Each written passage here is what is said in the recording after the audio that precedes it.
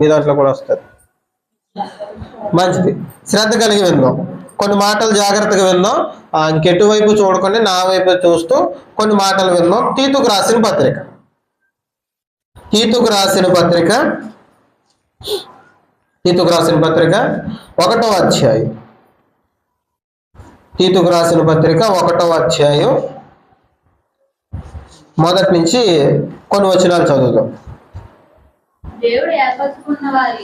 దేవుడు ఏర్పరుచుకున్న వారి విశ్వాసము నిమిత్తమును నిత్య జీవమును గూర్చిన నిరీక్షణతో కూడిన భక్తికి ఆధారముకు సత్య విషయమైన అనుభవ జ్ఞానము నిమిత్తము దేవుడి దాసుడును యేసుక్రీస్తు అపోస్తులుడైన పౌలు మన అందరి విశ్వాస విషయములో నా నిజమైన కుమారుడుకు తీతుకు శుభమని చెప్పి వ్రాయునది. సరిపోతుంది. మనం శ్రద్ధ కలిగి విందాం. చూడండి, ఇది పౌలు గారు తీతు గారికి రాస్తున్న ఒక పత్రిక.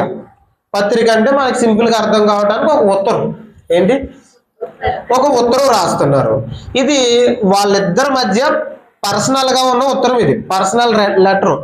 ఇప్పుడు సంఘం అంతటికీ కలిపి రాస్తుంది కాదు. ఇది పర్సనల్ గా ఎవరికి రాస్తున్నారు? తీతు గారికి రాస్తున్నారు. ఇప్పుడు ఒక ఇద్దరు సేవకులు పర్సనల్ గా ఫోన్ చేసుకున్నారు, లేకపోతే లెటర్ రాసుకున్నారు. ఈ రోజు ఉన్న సేవకులు కొంతమంది పర్సనల్ గా ఫోన్ చేసుకున్నారు, లేకపోతే లెటర్ రాసుకున్నారు, లేకపోతే సేవకులు సదస్సు జరుగుతుంది కదా, ఫెలోషిప్ మీటింగ్. ఆ మీటింగులు జరుగుతున్నా ఏం మాట్లాడుకుంటారో తెలుసా? మీ సంఘంలో కానుకలు ఎలాగెత్తున్నారు? దశంభాగాలు అందరు ఎత్తున్నారా? ఇవ్వట్లేదా? గట్టిగా చెప్పు ఇమ్మని. ఇవి మాట్లాడుకుంటారు.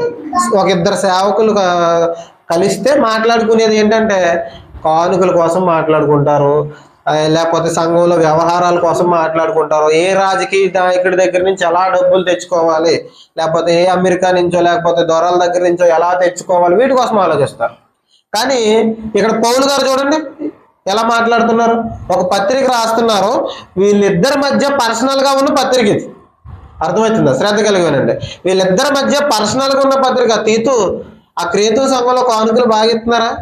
ఇవ్వకపోతే చెప్పు, నేను పర్సనల్ గా లెటర్ రాస్తాను, కానుకలు ఇస్తారు అని చెప్పట్లేదు ఆయన. అర్థమవుతుందా? ఆయన పర్సనల్ గా ఒక లెటర్ రాస్తున్నారు. ఒక ఉత్తరం రాసేటప్పుడు మీరు గమనించండి, అప్పట్లో ఉత్తరాలు వచ్చాయి కదా. ఆ ఉత్తరాలు ఇప్పుడు నేను రాశాను అనుకోండి, ఉత్తరం జాగ్రత్తగా వినండి. ఇప్పుడు నేను ఉత్తరం రాశాను అనుకోండి, ఇప్పుడు నా అడ్రస్ ఏంటి అక్కడ కోడ్ చేస్తాను, అవునా కదా? నా అడ్రస్ ఏంటి, నేను ఎక్కడున్నాను, ఎవరు రాస్తున్నాను. ఇప్పుడు నేను రాస్తున్నాను అనుకో, నా పేరు, నా ఊరు, మా ఇంటి పేరు రాసిన తర్వాత అప్పుడు ఆ లెటర్లో ఏం రాయాలో అది రాస్తాను. ఇప్పుడు అలాగే పౌలు గారు తన అడ్రస్ చెప్పుకుంటున్నారు. ఇప్పుడు మన అడ్రస్ చెప్పమన్నాం అనుకో, మనం ఏం చేస్తాం? మనం ఏ కాలనీయో చెప్తాం, మనం ఏ ఊరో చెప్తాం. ఇంకా అర్థం కావడానికి మన ఇంటి పేరు చెప్తాం, మన వీధి చెప్తాం, మన డోర్ నెంబర్ చెప్తాం. కానీ ఇక్కడ పౌలు గారు విచిత్రంగా కొన్ని విషయాలు చెప్తున్నారు. ఏంటంటే తన పరిచర్య, తన అడ్రస్ ఏంటంటే తన పరిచర్య, తను చేస్తున్న సేవే తన అడ్రస్. ఏమని చెప్తున్నాడు? ఒకసారి చదువుతాం చూడండి, చాలా విచిత్రంగా అనిపిస్తుంది, మీరు అర్థం చేసుకోండి. దేవుడు ఏర్పరుచుకున్న వారి విశ్వాస నిమిత్తము నిత్య జీవమును గూర్చిన నిరీక్షణతో కూడిన భక్తికి ఆధారముకు సత్య విషయమైన అనుభవ జ్ఞానము నిమిత్తము దేవుని దాసుడును యేసుక్రీస్తు అపోస్తులుడైన పౌలు. ఆయన చెప్తున్నాడు చూడండి, ఆయన చేస్తున్న పరిచర్య ఆయన అడ్రస్. ఈ రోజుల్లో మన అడ్రస్ చెప్పాలంటే మన ఇంటి పేరు, మన డోర్ నెంబర్ ఎలాగైతే చెప్పామో ఆయన అడ్రస్ రాస్తున్నాడు ఆ లెటర్లో. ఏంటంటే దేవుడి చేత ఏర్పాటు చేయబడిన వారిని విశ్వాసంలో ఎదిగింప చేయటం నా బాధ్యత. ఏంటి? విశ్వాసంలో ఎదిగింప చేయటం నా బాధ్యత. దేవుని చేత ఏర్పాటు చేయబడ్డ వాళ్ళు. ఇప్పుడు ఈ రోజు మనం ఇక్కడ ఎలా కూర్చున్నామంటే ఇది దేవుని ఏర్పాటు లేకుండా జరగలేదు. దేవుడు ఏర్పాటు చేసుకున్నాడు మనల్ని, ఆయన మనల్ని పిలుచుకున్నాడు. అలా పిలుచుకున్న వారిని విశ్వాస విషయంలో అభివృద్ధి చేయటం, విశ్వాస విషయంలో ఎదిగేలా చేయటం నా బాధ్యత. ఇంకా చెప్తున్నాడు చూడండి, నిత్య జీవమును గురించి నిరీక్షణతో కూడిన భక్తికి ఆధారము సత్య విషయమైన అనుభవ జ్ఞానము. అర్థమైంది ఎవరికన్నా? అర్థమవుతుంది కదా? ఆయన చెప్తున్నాడు ఏంటంటే నిత్య జీవమును గూర్చిన నిరీక్షణ. ఒకసారి మాట ఆలోచిద్దాం, నా వైపు చూస్తానండి. నిత్య జీవమును గూర్చిన, చెప్పండి అందరూ, నిరీక్షణ. నిత్య జీవమును గూర్చిన నిరీక్షణ. నిత్య జీవం అంటే పరలోకం. పరలోకం కోసం నిరీక్షణ అంట. నిరీక్షణ అంటే ఎదురు చూడటం. ఇప్పుడు పౌలు గారి పరిచర్య ఏంటంటే ఒక విశ్వాసి, దేవుని చేత ఏర్పాటు చేయబడ్డ విశ్వాసి ఏం చేయాలి? విశ్వాస విషయంలో ఎదగాలి. ఎంత ఎదగాలంటే పరలోకం కోసం నిరీక్షించేవాడిగా ఆ విశ్వాసిని తయారు చేయటం పౌలు గారి బాధ్యత. దేవుడు ఆయన భుజాల మీద పెట్టిన బాధ్యత, ఆయన పరిచర్య ఆయన అడ్రస్ కింద రాస్తున్నాడు. ఏంటి? దేవుని చేత ఏర్పాటు చేయబడ్డ విశ్వాసి, జాగ్రత్తగా వినండి, దేవుడి చేత ఏర్పాటు చేయబడ్డ విశ్వాసి విశ్వాస విషయంలో రోజు రోజుకి ఏమవ్వాలి? ఎదుగుదల కనిపించాలి. ఇప్పుడు ఒక మొక్క పాతం అనుకోండి, అది 10 సంవత్సరాలైనా అది అలాగుంటే ఏం చేస్తావు? పీక్ అవతల పాడేసి ఇంకో మొక్క వేస్తావు, అవునా కదా? చిన్నపిల్లోడు ఎదగకుండా అంతే ఉండిపోతే అర్థం ఏంటి? ఆలో ఏదో లోపం ఉందని అర్థం. ఇప్పుడు మనం కూడా విశ్వాస విషయంలో ఏం చేయాలట? ఎదగాలి. ఏం చేయాలి? విశ్వాస విషయంలో ఎదగాలి. ఎంతలా ఎదగాలంటే పరలోకం కోసం నిరీక్షించే వారిగా ఎదగాలి. ఏం చేయాలి? పరలోకం కోసం నిరీక్షణ. ఇప్పుడు ఇద్దరు భార్య భర్తలు ఉన్నారు అనుకోండి, కొత్తగా పెళ్ళైనప్పుడు, మీకు అర్థం కావటానికి, కొత్తగా పెళ్ళేటప్పుడు చూడండి, భర్త ఎప్పుడు వస్తాడు, పనికి వెళ్ళాడు కదా, ఎప్పుడు వస్తాడని ఉదయం నుంచి సాయంత్రం వరకు గుమ్మ మొక్క చూస్తానే ఉంటుంది ఆవిడ, అవునా కదా? అదే కొన్ని రోజుల తర్వాత ఏమవుతుంది? వస్తాడు ఎప్పుడోకప్పుడు అనుకుంటుంది, అవునా కదా? ఇప్పుడు మొదట్లో ఆ గుమ్మ మొక్క చూస్తున్న ఆ చూపుని ఏమంటారు తెలుసా? నిరీక్షణ అంటారు. భర్త కోసం ఎదురు చూపు. అర్థమవుతుందా? భర్త ఎప్పుడు వస్తాడు, ఎప్పుడు మాట్లాడదాం అని వచ్చిన వెంటనే పనులన్నీ పక్కన పెడేసి అలా ఆయనతో మాట్లాడుతుంది ఆవిడ. అర్థమవుతుందా? కొన్ని రోజుల తర్వాత ఏం చేస్తుంది? వచ్చి పలకరించినా కానీ పలకదు. నేను ఏమైనా ఖాళీగా ఉన్నానా, నేను పనులు చేసుకుంటున్నాను అంటది, అవునా కదా? ఇప్పుడు ఒక భార్య పెళ్ళైన కొత్తలో భర్త కోసం ఎలాగైతే ఎదురు చూస్తుందో దాన్ని నిరీక్షణ అని చెప్పొచ్చు. ఎప్పుడు వస్తాడని. ఇప్పుడు మనమంతా దేనికోసం నిరీక్షించాలట? పరలోకం కోసం. నేను ఎప్పుడు అక్కడికి వెళ్ళాలి, ఎప్పుడు వెళ్ళిపోదామని ఈ ఆలోచనతో ఉండాలట. ఇంకా 100 సంవత్సరాలు ఇక్కడ బతికేద్దామని అనుకోకూడదట. ఎప్పుడు వెళ్ళిపోవాలి, ఎప్పుడు ఆ నిత్యరాజ్యానికి చేరుకోవాలి, ఈ ఆలోచనలో ప్రతి విశ్వాసి బ్రతకాలట. అలా ఎదిగింపజేయటం ఎవరి బాధ్యత? ఇక్కడ పౌలు గారు నా బాధ్యత అని చెప్తున్నాడు. ఒక సేవకుడు ఏం చెప్తున్నాడంటే, జాగ్రత్తగా, ఒక సేవకుడు ఏం చెప్తున్నాడంటే, నా ముందున్న సంఘాన్ని విశ్వాస విషయంలో ఎదిగింపజేయాలి.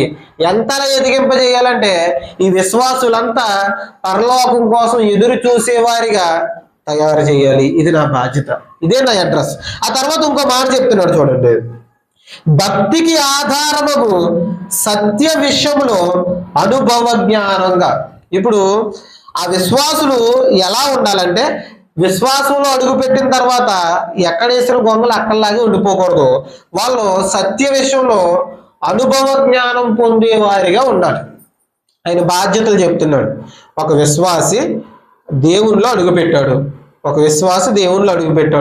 ముందుకు కొనసాగుతున్నాడు. ఎంతలా ఎదగాలంటే సత్య విషయంలో అనుభవ జ్ఞానం పొందేంతగా ఎదగాలట. ఏం చేయాలి? సత్య విషయంలో అనుభవ జ్ఞానం పొందేంతగా ఎదగాలి. ఇప్పుడు అనుభవ జ్ఞానం అంటే ఏంటి? అనుభవం.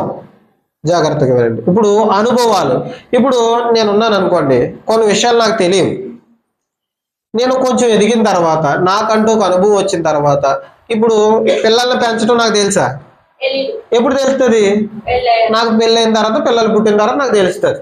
అనుభవపూర్వకంగా తెలుసుకుంటే తప్ప అర్థం కాదు కొన్ని విషయాలు. ఇక్కడ దేవుడు చెప్తున్నాడు, సత్య విషయంలో అనుభవ జ్ఞానం పొందాలి మీరంతా.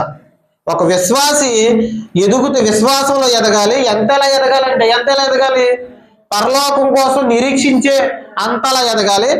అలా ఎదిగిన వ్యక్తి ఇంకా ఏం చేయాలంటే సత్య విషయంలో అనుభవ జ్ఞానం పొందుకునేలా ఉండాలి. ఇప్పుడు మీకు అర్థం కావడానికి ఎలా చెప్తారు? ఇప్పుడు ప్రార్థనలో గడపండి, ప్రార్థన చేస్తే మంచి ఫలితాలు ఉంటాయి, మన జీవితానికి ఆత్మీయంగా ఎదగొచ్చు, మన జీవితంలో ఏ కష్టం ఉన్నా ప్రార్థన ద్వారా కష్టాన్ని జయించవచ్చు అని నేను ఇక్కడ చెప్పాను అనుకోండి. జాగ్రత్తగా నా వైపు చూస్తూ వెళ్ళండి. ఇప్పుడు ఇక్కడ నేను నిలబడి ప్రార్థన చెయ్యండి, ప్రార్థన చేస్తే మంచి ఫలితాలు ఉంటాయి, ఆత్మీయంగా ఎదగొచ్చు అని నేను చెప్పాను అనుకోండి. ఇప్పుడు అది మీరు విన్నారు. ఇప్పుడు ఆ ప్రార్థనలో ఉండే శక్తి ఏంటో మీకు తెలియాలంటే ఏం చేయాలి? ప్రార్థనలో అనుభవాన్ని నేర్చుకోవాలి. దీన్ని అనుభవ జ్ఞానం అంటారు. దేన్నన్నా అనుభవించి ప్రయత్నించి ముందుకు వెళ్ళేదాన్ని అనుభవ జ్ఞానం అంటారు. ఇప్పుడు విశ్వాసులంతా ఎలా ఎదగాలని కోరుకుంటున్నాడు దేవుడు? సత్య విషయంలో అనుభవ జ్ఞానం పొందే వారిగా ఎదగాలి. ఎవరికైనా నిద్ర వచ్చింది అనుకోండి, ఒకసారి పైకి వేసి మళ్ళీ కూర్చోండి, నిద్రపోతాడు. జాగ్రత్తగానండి. ఇప్పుడు సత్య విషయంలో ఏం పొందాలంటే మనం అంతా కొంచెం గట్టిగా చెప్పండి, అనుభవ జ్ఞానం పొందాలి. ఆ సత్యమై ఉన్న దేవుని విషయంలో అనుభవ జ్ఞానం పొందుకునే వారిగా ఉండాలి. ప్రతిదీ ప్రాక్టీస్ చేయాలి. ఇప్పుడు బైబిల్ చదివితే చాలా బాగుంటుందండి, చాలా అంటే చాలా బాగుంటుంది. ఎవరో మన పక్కన కూర్చొని మాట్లాడుతున్న మాదిరిగా ఉంటుంది నిజంగా. ఇది ఎలా తెలుస్తుంది? బైబిల్ కబోర్డ్లో పెట్టుకొని చూస్తే తెలుస్తుంది, అంతేనా? ఎలా తెలుస్తుంది? చదివితే తెలుస్తుంది. అర్థమవుతుందా? ఇప్పుడు నేను ఎంత చెప్పినా మీరు అది అనుభవపూర్వకంగా తెలుసుకోలేదు అనుకోండి, ఆ ఆత్మీయ అనుభవంలో మీరు ఎప్పటికీ రారు. ఇప్పుడు నేను ఇక్కడ ఎంత నిలబడి ఎంత గింజుకున్నా ప్రార్థన చేయండి, ప్రార్థన చేయండి, ప్రార్థన చేస్తే మంచి ఫలితాలు ఉంటాయని నేను చెప్పాను అనుకోండి, మీరు ఎంత విన్నా అది మీకు యూజ్ అవ్వదు. ఎప్పుడు యూజ్ అవుతుంది? ప్రార్థన చేస్తే యూజ్ అవుతుంది. బైబిల్ చదివితే దేవుడు మనతో మాట్లాడతాడు, మంచి అనుభవం ఉంటుంది అని నేను చెప్తాను. నేను చెప్పినంత మాత్రాన అది మీరు అనుభవించలేరు. ఎప్పుడైతే మీరు అది చదివి మెల్లమెల్లగా ఆ వాక్యాన్ని చదివి అనుభవంలోకి వస్తారో అప్పుడు దేవుడు స్పష్టంగా మాట్లాడతారు. ఇప్పుడు పరిశుద్ధాత్మ కోసం కూడా అంతే. పరిశుద్ధాత్మను పొందుకున్న వాళ్ళకే ఆ పరిశుద్ధాత్మ కోసం తెలుస్తుంది. పక్క నుండి చూసిన వాళ్ళకి ఏం తెలుస్తుంది? ఎంత మాత్రం తెలియదు. అది అనుభవిస్తేనే తెలుస్తుంది. కొన్ని విషయాలు అనుభవపూర్వకంగా తెలుసుకుంటేనే తెలుస్తుంది. అర్థమవుతుంది? దేవుడు అందుకే చెప్తున్నాడు, మీరు విశ్వాసంలో ఎదగాలి. ఎంతలా ఎదగాలంటే పరలోకం కోసం ఎదురు చూసే వారిగా ఎదగాలి. ఇప్పుడు మీరు పరలోకం కోసం ఎదురు చూసే అంత భక్తి మీకు ఎప్పుడు వస్తుందంటే, ఎప్పుడు వస్తుంది? సత్య విషయంలో అనుభవాన్ని పొందాలి. ఇప్పుడు మీరు ఇంటికి వెళ్తారు, ఇంటికి వెళ్ళిన తర్వాత చెప్పిన వాక్యాన్ని అంతా మర్చిపోతారు, ఇంటికి వెళ్ళి టీవీ పెట్టుకుని చూస్తారు. ఇది నాకు తెలుసు. మీరు చేయాల్సిన పని ఏంటి? ఇంటికి వెళ్ళిన తర్వాత ఏం చేయాలి? చెప్పిన వాక్యాన్ని ఒకసారి ధ్యానించాలి. ధ్యానించడం అంటే ఒకసారి ఆలోచించాలి. ఏం చెప్పారు ఈరోజు? అలానే విషయం చెప్పారు. ఆ విషయాన్ని పాటించడానికి ప్రయత్నించాలి. అలా ప్రయత్నిస్తే మీరు అనుభవ జ్ఞానాన్ని పొందుకునే వారిగా ఉంటారు. లేదంటే మీకు ఏం జరుగుతుందంటే వాక్యం చెప్తున్నప్పుడు చల్లగా నిద్ర వస్తుంది. అర్థమవుతుందా? అనుభవ జ్ఞానాన్ని పొందుకునే వ్యక్తి ఏం చేస్తాడంటే వాక్యాన్ని వినాలి, శ్రద్ధగా వినాలి. విన్న వాక్యాన్ని బట్టి నేను ప్రవర్తించాలి అని అనుకుంటాను. అర్థమవుతుందా? విన్న వాక్యాన్ని నువ్వు శ్రద్ధగా వినట్లేదంటే అర్థం ఏంటి? నువ్వు అనుభవ జ్ఞానంలోనికి రావాలన్న ఆసక్తి లేదు నీకు. ప్రతి విషయంలో మనం ఏం పొందుకోవాలి? కొంచెం గట్టిగా చెప్పండి. అనుభవ జ్ఞానం పొందుకునే వ్యక్తులుగా మనం అంతా ఉండాలని దేవుడు కోరుకుంటున్నాడు. పౌలు గారికి ఆ బాధ్యత ఇచ్చాడు దేవుడు. పౌలు గారికి దేవుడు ఆ బాధ్యత ఇచ్చాడట. తీతు, దేవుడు నాకు ఏ బాధ్యత ఇచ్చాడంటే దేవుని పిల్లల్ని విశ్వాసంలో ఎదిగింప చేయాలి, ఇంకా దేవుని పిల్లలు పరలోకం కోసం నిరీక్షించే వారిగా నేను తయారు చేయాలి. ఇంకేం చేయాలి? సత్య విషయంలో అనుభవ జ్ఞానం పొందేవారిగా నేను తయారు చేయాలి. 3 విషయాలు చెప్పాను మీకు, ఒకసారి చెప్తారా? మొదటిది ఏంటి? విశ్వాస విషయంలో ఎదిగింపజేయాలి. రెండోది ఇంకేం చేయాలి? పరలోకం కోసం నిరీక్షించే వారిగా తయారు చేయాలి. ఇంకా సత్య విషయంలో అనుభవ జ్ఞానం పొందే వారిగా తయారు చేయాలి. ఈ బాధ్యతలు దేవుడు నాకు ఇచ్చాడు అని చెప్తున్నాడు. అని చెప్తూ ఒక లెటర్ స్టార్ట్ చేసి ఆ తర్వాత ఇంకో మాట మాట్లాడుతున్నాడు. చూడండి, తర్వాత చదువుతాం. చూడండి, మన అందరి విశ్వాసంలో నా నిజమైన కుమారుడకు తీతుకు శుభమని చెప్పి వ్రాయునది. అక్కడ మాట మాట్లాడుతున్నారు తీతు గారి కోసం. నా నిజమైన కుమారుడు ఏమని? తీతు గారు ఎవరట? నా నిజమైన కుమారుడు అంటే సొంత కొడుక? పౌలు గారికి పెళ్ళి అవ్వలేదు, పెళ్లి చేసుకోలేదు. అది ఆయన జీవితాంతంలో పరిచర్యలోనే ఉండిపోయాడు, దేవుని సేవలోనే ఉండిపోయాడు. ఇప్పుడు తీతు గారిని ఏమంటున్నాడు? నా నిజమైన కుమారుడు. ఏ విషయంలో? విశ్వాస విషయంలో. ఏ విషయంలో? విశ్వాస విషయంలో నా నిజమైన కుమారుడు అని చెప్తున్నాడు. ఇప్పుడు ఎలా కుమారుడు అయ్యాడంటే, ఇప్పుడు జాగ్రత్తగా ఆలోచిద్దాం. మనకి కొడుకు పుట్టాడు అనుకోండి, ప్రతి తల్లిదండ్రులు, ప్రతి తండ్రి ఏం చేస్తాడంటే, నా కొడుకు నా తర్వాత బాధ్యతలు తీసుకోవాలి, నా కుటుంబ బాధ్యతలు తీసుకోవాలి. అలా బాధ్యతలు తీసుకున్న రోజు ఈడండి నా కొడుకు అంటారు. లేకపోతే అలా బాధ్యతలు తీసుకోవట్లేదు అనుకోండి, ఏమంటారు? వీడున్నా లేకపోయినా ఒకటే అంటారు. అర్థమవుతుందా? ఒక కుమారుడు, నిజమైన కుమారుడు ఎలాగవుతాడంటే, ఆ కుటుంబ బాధ్యతలు తీసుకున్నప్పుడు నిజమైన కుమారుడు అవుతాడు. అర్థమవుతుందా? ఇప్పుడు తీతు గారిని పౌలు గారు ఏమంటున్నారు? నా నిజమైన కుమారుడు అన్నాడు. నా నిజమైన కుమారుడు అంటే ఇప్పుడు పౌలు గారి తర్వాత బాధ్యతలు తీసుకోవడానికి సిద్ధపడిపోతున్నారట. ఎవరు? తీతు గారు. ఈయన మాత్రమే అనట్లేదు, ఇంకొక ఆయన కూడా నిజమైన కుమారుడు అని అంటున్నారు. ఆయన చూద్దాం, చూడండి ఒకసారి. తిమోతికి రాసిన పత్రిక, జాగ్రత్తగా ఉందాం. తిమోతికి రాసిన పత్రిక, తిమోతికి రాసిన మొదటి పత్రిక 1వ అధ్యాయం 2వ వచనం. విశ్వాసమును బట్టి నా నిజమైన కుమారుడు తిమోతికి శుభమని చెప్పి వ్రాయునది. ఇక్కడ తిమోతి గారిని ఏమన్నాడు పౌలు గారు? నిజమైన కుమారుడు. అక్కడేమన్నాడు తీతు గారిని? ఆయన నిజమైన కుమారుడు అట, ఈయన కూడా నిజమైన కుమారుడు అట. ఇంకో మాట చూద్దాం. కొలసీలకు రాసిన పత్రిక, కొలసీలకు రాసిన పత్రిక శ్రద్ధగా వెళ్దాం. కొలసీలకు రాసిన పత్రిక 1వ అధ్యాయం 7వ వచనం. కొలసీలకు రాసిన పత్రిక 1వ అధ్యాయం 7వ వచనం. ఎపఫ్రాను మా ప్రియుడైన తోడి దాసుని వలన మీరు ఈ సంగతులు నేర్చుకుంటాడు. ఇక్కడ ఎపఫ్రా అనే భక్తుడిని ఏమంటున్నాడు? ప్రియుడైన తోడి దాసుడు అంటున్నాడు. ఇప్పుడు వాళ్ళిద్దరిని ఏమన్నాడు? నిజమైన కుమారులని అక్కడ తీతు గారిని, తిమోతి గారిని అంటే ఇక్కడ ఎపఫ్రా గారిని నా ప్రియ తోడి దాసుడు, నా తోటి దాసుడు. ఇప్పుడు వీళ్ళందరినీ ఆయన పొగుడుతున్నాడా లేదా? ఒక సేవకుడు తన దగ్గర నేర్చుకుంటున్న వాళ్ళని పొగుడుతున్నాడు. ఎందుకు పొగుడుతున్నాడు? ఆయన తర్వాత ఈ వీళ్ళు బాధ్యత తీసుకునే వారిగా ఉన్నారట. అర్థమవుతుందా? ఆయనతోనే సేవ అంతమైపోలేదట. ఎవరితో? పౌలు గారితో. పౌలు గారు చేస్తున్న పరిచర్ని, పౌలు గారు స్థాపించిన ఆ సంఘాలని వీళ్ళు ఏం చేస్తున్నారట? ఇంకా ఆత్మీయంగా బలంగా నడిపించడానికి సిద్ధపడిపోతున్నారట.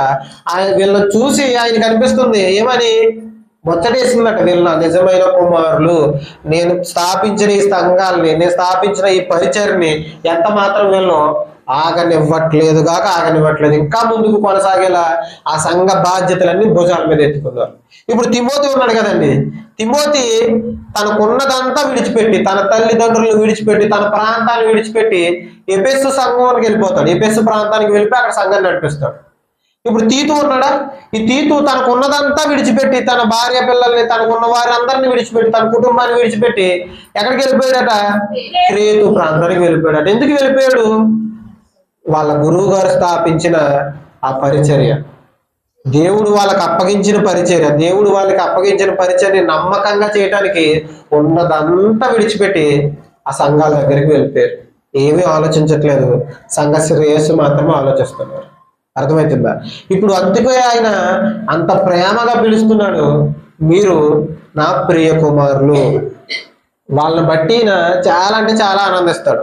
ఇప్పుడు ఒక సేవకుడు, జాగ్రత్తగా ఒక సేవకుడు కిందున్న విశ్వాసులను బట్టి ఆనందించేవాడిగా ఉండాలి. కిందున్న విశ్వాసులు ఏం చేయాలి? ప్రతిరోజు సేవకుల్ని బాధ పెడుతూ ఉండాలి. అంతేనా? ఏం చేయాలి? ఆనంద పెట్టేవారిగా ఉండాలి. ఇప్పుడు ఆనంద పెట్టేవారిగా ఎప్పుడు అవుతారు? ఇప్పుడు మిమ్మల్ని బట్టి ఇక్కడ నిలబడిన సేవకుడు సంతోషపడాలి, ఆనందపడాలంటే మీరు ఏం చేయాలి? చెప్పిన వాక్యం వదిలేసి ఎలా పడితే అలా ఉంటే సేవకుడికి చాలా సంతోషం వస్తుంది. అంతేనా? ఎంత మాత్రం రాదు. ఇక్కడ చెప్పబడిన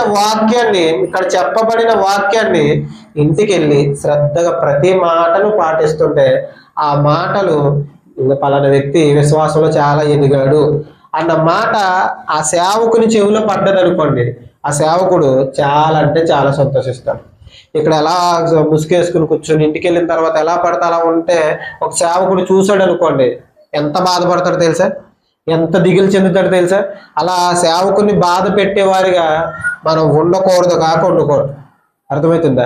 సేవకుని దుఃఖ పెట్టేవారిగా మనం ఉండకూడదు, సేవకుని సంతోష పెట్టేవారిగా మనం ఉండాలి. మాట్లాడుకుని సేవకుని సంతోష పెట్టేవారిగా మనం ఉండాలి. అలా ఎవరున్నారట? ఎవరున్నారు?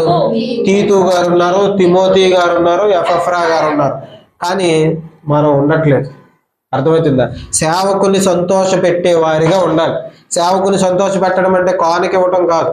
సేవకుని ఎలా సంతోష పెట్టాలి? ఎలా సంతోష పెట్టాలి? మన క్రియల ద్వారా సంతోష పెట్టాలి. నా కుమారుడు అండి, ఇంకో మా చచ్చిపోతాడండి, పలానోడు సూపర్ ఉంటాడండి అని చెప్పేవారిగా ఉండాలి. పలానోడు మీ చర్చికి వస్తాడా, ఏంటి ఇలా మాట్లాడుతున్నాడు అని ఎవరన్నా బయట వాళ్ళు అన్నారు అనుకోండి, సేవకుడికి ఎంత బాధగా ఉంటుంది చెప్పండి. చాలా అంటే చాలా బాధగా ఉంటుంది. అలా బాధ పెట్టేవారిగా ఎంత మాత్రం విశ్వాసులు ఉండకూడదు కాక ఉండకూడదు. సేవకుని సంతోష పెట్టేవారిగా ఉండాలి. సేవకుని తర్వాత బాధ్యతలు తీసుకునే వారిగా ఉండాలి. ఇప్పుడు ఇక్కడ వాక్యం చెప్పేవారికి ఎవరికైనా బాగలేదు అనుకోండి, నాకు బాగలేదు, ఆ అయ్యగారికి ఒంట్లో బాగలేదు, ఇప్పుడు ఏం చేస్తారు మీరు? ఏం చేస్తారు? ప్రార్థన చేస్తారు. వచ్చి కాసేపు ప్రార్థన చేసేసి చర్చిలో, ఇప్పుడు ఆదివారం మా ఇద్దరికి హెల్త్ బాగలేదండి, నాకు బాగలేదు, సేవకునికి బాగలేదు, ఇక్కడ వాక్యం చెప్పేవారు ఎవరో లేరు, ఏం చేస్తారు? వచ్చి ప్రార్థన చేసుకుని వెళ్ళిపోతారు. అంతేనా? దేవుడు అది కోరుకుంటలేదు. ఇక్కడ ఎవరైనా సేవకుడు నిలబడలేని పరిస్థితుల్లో ఉంటే ఏం చేయాలట? కింద నేర్చుకున్న వారు వచ్చి నిలబడి చెప్పే విధంగా ఉండాలి. అలా ఎదగాలని దేవుడు కోరుకుంటున్నాడు. అర్థమవుతుందా? అంతలా ఎదగాలని దేవుడు కోరుకుంటున్నాడు. కానీ మనం ఎన్ని సంవత్సరాలు అయిపోయినప్పటికీ కనీసం పాట కూడా నేర్చుకోవట్లేదు. అర్థమవుతుందా? లేదో అంటున్నాను అది కాదు, మనం ఎన్ని సంవత్సరాలు అయినప్పటికీ కనీసం ఒక పాట నేర్చుకునే వారిగా కూడా ఉండట్లేదు. ఇంటికి వెళ్ళి పాట నేర్చుకుంటూ వస్తుంది, ఎందుకు రాదు? ఎంతమంది చదువుకున్నారు ఇక్కడ? 10th క్లాస్ దాకా ఎంతమంది చదువుకున్నారు ఒకసారి చేస్తారా? చాలా మంది చదువుకోలేదు కదా. మీకు ఇంత కట్ట డబ్బులు ఇచ్చారనుకోండి, ఏం చేస్తారు? నాకు లెక్కెట్టడం రాదని బయట పాడేస్తారు. అంతేనా? చక్కగా లెక్కెడతారు. మీకు ఎలాగొచ్చింది డబ్బులు లెక్కెట్టడం? కనీసం మీరు 1వ తరగతి కూడా చదువుకోకుండా మీకు డబ్బులు లెక్కెట్టడం ఎలాగొచ్చింది? 1,00,000 రూపాయలు ఇచ్చినా లెక్కెడతారు మీరు, అవునా కదా? ఖచ్చితంగా లెక్కెట్టగలరు. 1,00,000 రూపాయలు ఇచ్చినా లెక్కెట్టగలరు. 1వ తరగతి కూడా చదువుకోకుండా 1,00,000 రూపాయలు ఎలా లెక్కెడుతున్నారంటే మీకు దాని మీద ఆసక్తి ఉంది. అర్థమవుతుందా? ఆ కట్ట చూడగానే రాత్రి మీరు శుభ్రంగా పడుకున్నారనుకోండి, పడుకున్న వాడి మీద ముఖం మీద ఇంత కట్ట పాడేసి అనుకోండి, అట్టుకొచ్చి ఆ రాత్రి అంతా మీకు నిద్ర అట్టదు, ఖచ్చితంగా నిద్ర అట్టదు. వెనక నుంచి ముందుకి, ముందు నుంచి వెనక్కి అలా లెక్క పెడతానే ఉంటారు. ఎలా వచ్చినాయి డబ్బులు, ఎలాగొచ్చినాయి? అంత ఆసక్తి ఉంది నీకు. ఎప్పుడైతే దేవుని పరిచర్య మీద, దేవుని మీద ఆసక్తి ఉంటుందో అప్పుడు నేర్చుకుంటాను. అర్థమవుతుందా? ఎన్ని సంవత్సరాలైనా నా పాట రావట్లేదంటే నేర్చుకుంటే వస్తుంది. ఎన్ని సంవత్సరాలైనా ప్రార్థన రావట్లేదంటే ప్రార్థన ఎలా వస్తుంది? ప్రార్థన చేస్తే వస్తుంది. ఇదే సీక్రెట్. ప్రార్థన ఎలా వస్తుంది అంటే ప్రార్థన చేస్తే వస్తుంది. ప్రార్థన చేయకుండా ప్రార్థన ఎలా వస్తుంది? ఇప్పుడు అన్నం తినాలంటే ఏం చేయాలి? అన్నం తింటూ రాదంటే కుదరదు. ఏదో రకంగా తింటే ఫస్ట్ కింద ఉంపుకుని అలా చేసుకుని ముక్కులో పెట్టుకుని అక్కడ పెట్టుకుని ఏదో చేసామనుకోండి, అప్పుడు తర్వాత అన్నం తింటూ వస్తుంది. చిన్నపిల్లలు చూడండి, ఇలా తీసుకుని ఇలా పెట్టుకుంటారు.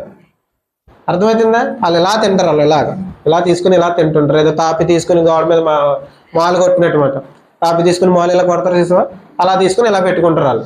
మనం ఏం చేస్తాం? మెల్లగా వాళ్ళకి నేర్పిస్తాం, అవునా? ఇలాగే మన విశ్వాస విషయంలో, భక్తి విషయంలో మెల్లగా ఎదగాలి.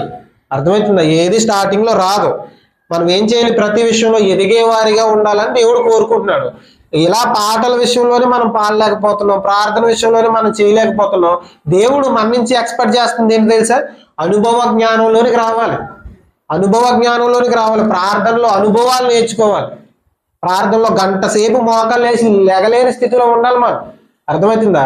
గంట సేపు మోకాలు వేసి ఉండగలగాలి. మనం ఏం చేస్తాం? 2 నిమిషాలు ప్రార్థన చేస్తాం. అర్థమవుతుందా? ప్రార్థనలో అనుభవాలు నేర్చుకోవాలి. ప్రార్థన చేయమంటే 2 మాటలు చదివేసి ఆమెన్ అయిపోయింది. నన్ను ప్రార్థన చేయమన్నాం అనుకోండి, 2 నిమిషాలు ప్రార్థన. ఏదో ఒక బట్టి ఉంటుంది, ఒక ప్యాటర్న్ ఉంటుంది. అదే ప్రార్థన ఎన్ని సంవత్సరాలైనా అదే ప్రార్థన. వాళ్ళని దీవించు, వీళ్ళని దీవించు, వీళ్ళని దీవించు, వాళ్ళని దీవించు, అయిపోయింది ప్రార్థన. ఇదే ప్యాటర్న్. ఈ ప్యాటర్న్ లో ఉండడానికి వీల్లేదు. ప్రార్థనలో మనం ఏం చేయాలట? అనుభవాలు నేర్చుకోవాలి. సత్య విషయంలో అనుభవాలు పొందుకునే విధంగా ఉండాలి. సేవకునికి నిజ కుమారుల్లా తయారవ్వాలని దేవుడు కోరుకుంటున్నాడు. ఏమని కోరుకుంటున్నాడు? సేవకునికి నిజ కుమారుల, సేవకుని సంతోష పెట్టేవారిగా ఎదగాలని దేవుడు కోరుకుంటున్నాడు. మరొక మాట చూద్దాం చూడండి చివరగా. తిమోతికి రాసిన పత్రికలోనే 1వ అధ్యాయం, క్షమించండి, తీతుకు రాసిన పత్రికలో 1:4 చివరి మాటలు చదువుదాం చూడండి. చివరి మాట అంత కలిపే ఉంటది అక్క. చివరి మాటలు సత్య విషయమైన అనుభవ జ్ఞానము నిమిత్తము దేవుని దాసుడును యేసుక్రీస్తు అపోస్తులుడైన పౌలు మన అందరి విశ్వాస విషయంలో నా నిజమైన కుమారుడు తీతుకు శుభమని చెప్పేవారు. ఆయనది కొంచెం ఫాస్ట్ గా చదవండి. ఆ నిత్య జీవమును అబద్ధమాడనేరని దేవుణ్ణి అనాది కాలమందే వాగ్దానం చేసాను గాని ఇప్పుడు మన రక్షకుడైన దేవుని ఆజ్ఞ ప్రకారము నాకు అప్పగింపబడిన సువార్త ప్రకటన వలన తన వాక్యమును యుక్త కాలమందు బయలుపరిచెను. జాగ్రత్తగా వినండి. అక్కడ ఒక మాట మీకు జ్ఞాపకం చేసే ప్రయత్నం చేస్తాను చూడండి. అబద్ధమాడనేరని దేవుడు, నిత్య జీవము, ఆ నిత్య జీవమును అబద్ధమాడనేరని దేవుడు అని రాసిందా? కనిపించిందా? అబద్ధమాడనేరని దేవుడు. ఒకసారి చెప్పండి అంతా, కొంచెం గట్టిగా చెప్పండి. అబద్ధమాడనేరని దేవుడు. ఇప్పుడు దేవుడు ఏం చేయడట? అబద్ధం ఆడడు. దేవుడు ఒక వాగ్దానం చేశాడట. ఏమనంటే మీకు నిత్య జీవాన్ని ఇస్తానని. ఆ తర్వాత మాట చదవని మీకు స్పష్టంగా అర్థమవుతుంది. దేవుడు మనందరికీ అనాది కాలమందే ఒక వాగ్దానం ఇచ్చాడట, నిత్య జీవాన్ని ఇస్తానని. ఏమిస్తానని? నిత్య జీవాన్ని అనుగ్రహిస్తానని దేవుడు వాగ్దానం చేశాడట. వాగ్దానం చేసిన దేవుడు నమ్మదగిన వాడు. ఆయన అబద్ధం ఆడనేరడు. దేవుడిలో ఉండే లక్షణం ఏంటంటే ఆయన అబద్ధం ఆడ్డట. ఏంటి? చేస్తానని చేయకుండా ఉండడం, ఇస్తానని ఇవ్వకుండా ఉండడం, వాగ్దానం చేసి నెరవేర్చకుండా ఉండడం చేయడట. ఆయన వాగ్దానం చేశాడంటే, ఇస్తానన్నాడంటే ఖచ్చితంగా ఇస్తాడట. ఆయన అబద్ధం ఆడనేరని దేవుడు. ఆయనలో అబద్ధం ఎంత మాత్రం లేదు గాక లేదు. ఒక వచనం చూద్దాం చూడండి. దేవునిలో అబద్ధం అనేది లేదు అనడానికి ఒక వచనం చూద్దాం. సంఖ్యాకాండం 23వ అధ్యాయం ముగించుకుందాం, త్వరగా చూడండి. సంఖ్యాకాండం 23వ అధ్యాయం 19వ వచనం. 23:19 ఫాస్ట్గా చదవాలి. సంఖ్యాకాండం 23వ అధ్యాయం 19వ వచనం. దేవుడు అబద్ధమాడుటకు ఆయన మానవుడు కాడు, పశ్చాత్తాపపడుటకు ఆయన నరపుత్రుడు కాదు. ఇక్కడ దేవునికి మనిషికి మధ్యలో పోలిక చెప్తున్నాడు చూడండి. దేవుడు అబద్ధమాడుటకు మానవుడు కాదు అంటే మానవుడు ఏం చేస్తాడని? దేవుడు ఏం చేయడు? అబద్ధమాడడు. దేవుడు చెప్తున్నాడు పోలిక. మనిషికి దేవునికి మధ్యన వ్యత్యాసం. మనిషి అందంగా అబద్ధం ఆడతాడట. ఒక్కొక్కరు అబద్ధం ఆడితే గోడ కట్టినట్టు ఉంటుందట. ఆడవాళ్ళు అబద్ధం ఆడితే ఎలా ఉంటుందట? గోడ కట్టినట్టు ఉంటుందట. మగవాళ్ళు అబద్ధం ఆడితే దడి కట్టినట్టు ఉంటుందట. సేవకులు చెప్తున్నారు, దడి కట్టినట్టు ఉంటుందట. దడి ఈజీగా పీకేచ్చు, గోడ మాత్రం అంత అందంగా అబద్ధం ఆడతారు అన్నమాట. ఇక్కడ మనుషుల కోసం దేవుడు చెప్తున్నాడు, మనుషులు అబద్ధికులు, దేవుడు అబద్ధికుడు కాదు, ఆయన అబద్ధం ఆడనేరడు అని చెప్తున్నాడు. ఇప్పుడు దేవుణ్ణి మనం విశ్వసించామనుకోండి, ఆయన మన పట్ల ఏమన్నా కార్యం చేస్తానని వాగ్దానం చేశాడు అనుకోండి, ఖచ్చితంగా ఏం చేస్తాడు? నెరవేరుస్తాడు. ఇప్పుడు మనుషులు ఏదైనా కార్యం చేస్తానని చెప్పాడు అనుకోండి, నెరవేరుస్తారా? ఏమో నమ్మకం లేదు. నెరవేర్చవచ్చు, నెరవేర్చకపోవచ్చు. కానీ నువ్వు దేవుని నమ్మవనుకో, ఖచ్చితంగా ఆయన ఏం చేస్తాడు? ఆయన అబద్ధం ఆడనేరని దేవుడు, ఆయన అబద్ధం ఆడడు, ఆయన అబద్ధికుడు కాదు గనక ఖచ్చితంగా కార్యాన్ని జరిగిస్తాడు. ఇప్పుడు మనం ఎవరి మీద ఆధారపడాలట? దేవుని మీద ఆధారపడే వారిలాగా ఉండాలి. మనం ఎవరి మీద ఆధారపడతాం? మనుషుల మీద ఆధారపడతాం. మనుషులకు ఉండే లక్షణం ఏమని చెప్తున్నాడు దేవుడు? అబద్ధం ఆడతారు, మోసం చేస్తారు మనుషులు. కానీ మనం ఈ మోసం చేసే మనుషుల మీద ఆధారపడతాం, మోసం చేసే అబద్ధాలు ఆడే మనుషుల మీద ఆధారపడతాం. ఎవరి మీద ఆధారపడం? ఎప్పుడు మోసం చేయని దేవుడి మీద ఆధారపడు, ఎప్పుడు అబద్ధం ఆడనేరని దేవుడి మీద ఆధారపడు. అర్థమవుతుందా? మనం ఎవరి మీద ఆధారపడాలంటే ఆయన మీద ఆధారపడాలి. ఆ దేవాతి దేవుని మీద ఆధారపడితే ఆయన అబద్ధం ఆడనేరని దేవుడు ఖచ్చితంగా నీ జీవితంలో ఏ కార్యం అయితే నువ్వు కోరుకుంటున్నావో ఆ కార్యాన్ని ఖచ్చితంగా ఆయన ఏం చేస్తాడు? నెరవేరుస్తాడు, ఖచ్చితంగా నెరవేరుస్తాడు. నువ్వు నమ్మాలి ఆయన్ని. మనుషుల మీద ఆధారపడటం కాదు. ఈ లోకంలో ఎంత పెద్ద అధికారులు ఉన్నప్పటికీ, ఎంతమంది మన చుట్టూ బంధువులు ఉన్నప్పటికీ, మన వారం మనం చూసాం శాశ్వతమైన ప్రేమ కోసం చెప్పుకున్నప్పుడు మనం ఆలోచించాం. ఈ లోకంలో ఎంతమంది బంధువులు ఉన్నా కష్టం వచ్చేసరికి ఏమైపోతారట? మెల్లగా దూరం అయిపోతారు, మెల్లగా దూరం అయిపోతారు. ఈ లోకంలో ఎంతమంది ఉన్నా మనకు మాటలు ఇస్తారు, నేను ఉన్నాను రా నీ వెనకాల, నీకు ఏ బాధ లేదు, నేను ఉన్నాను రా అని చెప్తారు వాళ్ళు. కానీ కష్టం వస్తే ఏమవుతారు? మెల్లగా దూరం అయిపోతారు. కానీ దేవుడు నీ వెనక నేను ఉన్నాను అని చెప్పాడంటే చివరి వరకు నీతోనే ఉంటాడు. ఈ మనుషులు నీ వెనకాల నేను ఉన్నాను ముందుకెళ్ళరని చెప్తారు, నువ్వు ముందుకెళ్ళాలని అలా సైడ్ అవుతారు. అర్థమవుతుందా? దేవుడు మాట ఇచ్చాడంటే ఖచ్చితంగా నీ వెనక నేను ఉన్నాను, ప్రతి విషయాన్ని నేను చూసుకుంటాను అని నీకు మాట ఇచ్చాడంటే, వాగ్దానం చేశాడంటే, ఆ వాగ్దానం చేసిన దేవుడు నమ్మదగిన వాడు. చివరి వరకు నీతోనే ఉంటాడు. ఎన్ని బాధలు వచ్చినా, కష్టాలు వచ్చినా, ఇబ్బందులు వచ్చినా నీతోనే ఉంటాడు. ఆయన వాగ్దానం చేశాడంటే ఖచ్చితంగా ఉంటాడు. ఆయన అబద్ధం ఆడనేరని దేవుడు. అలాంటి దేవుని మీద మనం ఆధారపడాలి. ఈ తీతుకు రాసిన పత్రికలో మనకు చెప్తున్నాడు, ఆయన మనకు ఒక వాగ్దానం చేశాడట. ఆ వాగ్దానం ఏంటి? నిత్య జీవాన్ని అనుగ్రహిస్తానని అనాది కాలంలోనే వాగ్దానం చేసేసాడట. ఆ మాట ఒకసారి చదివి ముగించుకుందాం. చూడండి, తీతుకు రాసిన పత్రికలో చివరి మాటలు చదువుదాం. నిత్య జీవమును అబద్ధమాడనేరని దేవుడు, అక్కడి నుంచి చదువుదాం. నిత్య జీవమును అబద్ధమాడనేరని దేవుడు అనాది కాలమందే వాగ్దానం చేశారు. గాని ఇప్పుడు మన రక్షకుడైన ఆ దేవుని ఆజ్ఞ ప్రకారము నాకు అప్పగింపబడిన సువార్త ప్రకటన వలన తన వాక్యమును యుక్త కాలమందు బయలుపరిచెను. ఏం చేశాడట? యుక్త కాలమందైన తన వాక్యాన్ని బయలుపరిచాడట. అనాది కాలంలో ఏం చేశాడు?